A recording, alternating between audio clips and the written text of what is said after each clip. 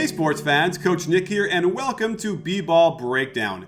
Before we get to the LeBron James 3-point extravaganza, you got to know about what we're doing over on Periscope and YouTube Live and Facebook Live, because we are producing live shows that can respond immediately to whatever the NBA news is going on. And the only way you can know about it really is if you're on Twitter and you turn on your notifications for me, but just turn them on for the tweets that say live video attached only, because otherwise you'll get a ton of notifications for all of my tweets. But definitely turn it on for that, or Facebook Live, or our new YouTube BBallBreakdown live channel, which you have to go over there and subscribe to so you don't miss any of it, because it's a fantastic way for us to react to real-time news and respond to your questions as well. And we also do a halftime post-game shows on Wednesday nights, so do not miss that, because it's really great stuff, and I'm afraid that you guys are going to get alerted if you don't turn that stuff on. Well, now, before we get to LeBron James again, I want to tell you about our friends over at SeatGeek, because I'm sure you want to go see a game and see LeBron play live, don't you? And then you can also find out whether or not he's doing the things that I've noticed about his three-point shooting. So you have to download SeatGeek's app, put it on your phone, and you can now buy the best prices of tickets for Cavaliers games. And not only that, you can see the vantage point from the seat right in the app, which is really cool. And even better, you can save $20 off your first purchase with use my code BBall in the settings. So go in there, download the app. Don't listen to Zach Lowe or Wojnarowski or Bill Simmons, any of those guys. Use my code BBall for your $20 off the first purchase, and you can go see a game. Heck, you can go see a concert as well if you like music, because they also have tickets for those as well. So don't miss out on the SeatGeek app. Make me look good. Don't use anybody else's except my code BBall. And now, let's talk about LeBron James' three-point shooting, shall we? For the past several years, LeBron James has struggled from the three-point line.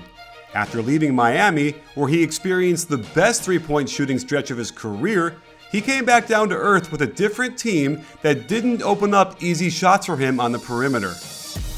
Last year, he was the worst he'd been from behind the arc in 12 years, and teams would dare him to shoot it and breathe a sigh of relief when he did.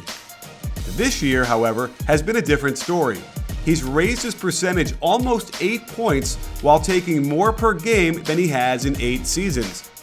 Of course, with distance shooting, it's not always easy to see what is going on with his mechanics to offer concrete solutions. But let's start with his distribution of threes across the court and what has changed. Last year, he took 18.8% of his threes from out top and struggled at 30.2%. However, this year, he's reduced the amount of his top of the key threes significantly, and in turn, his percentage has skyrocketed to 53%. What's impressive about these is how many he takes in isolation. As you can see, he's already way ahead of his pace for ISO threes, and these tend to be some of the more difficult step-back variety.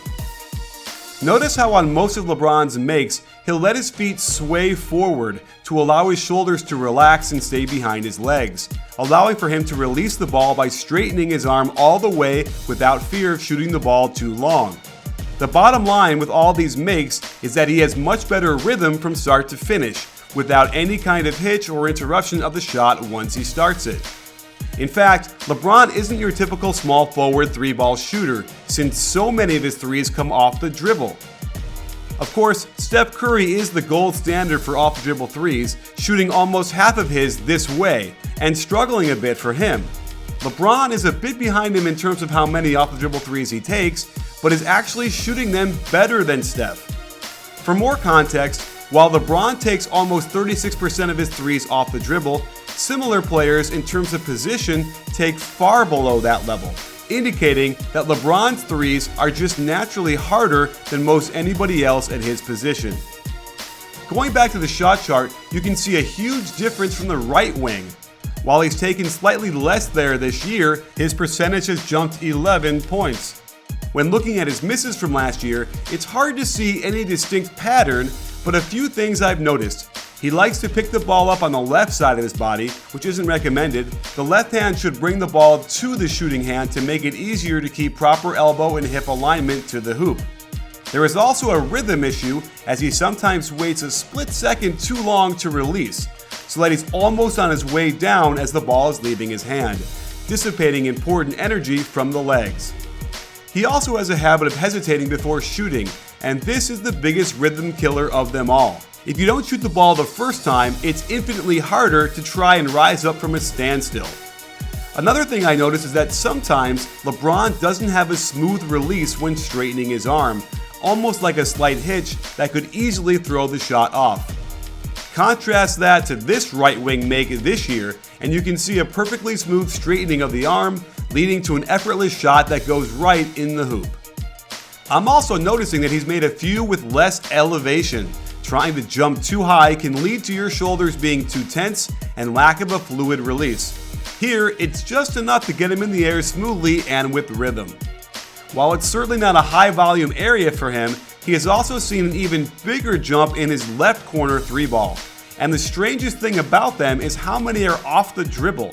Most players get their corner 3s on catch and shoot situations from kickouts, but not LeBron. Almost all his makes are off of some sort of ISO or pick and roll where he ends up in that corner with a tough shot. So there you have it, sports fans. As LeBron gets older and needs to protect his body more from the wear and tear of the NBA grind, he has adjusted by taking more threes. Of course, they're not the easy wide open catch and shoot variety, which makes it all the more impressive that he's been able to improve his percentage that dramatically while having to take so many tough ones off the bounce in a defender's face. At this point in the season, it's reasonable to assume it's just not a hot streak, but something that LeBron will be able to replicate at about this pace.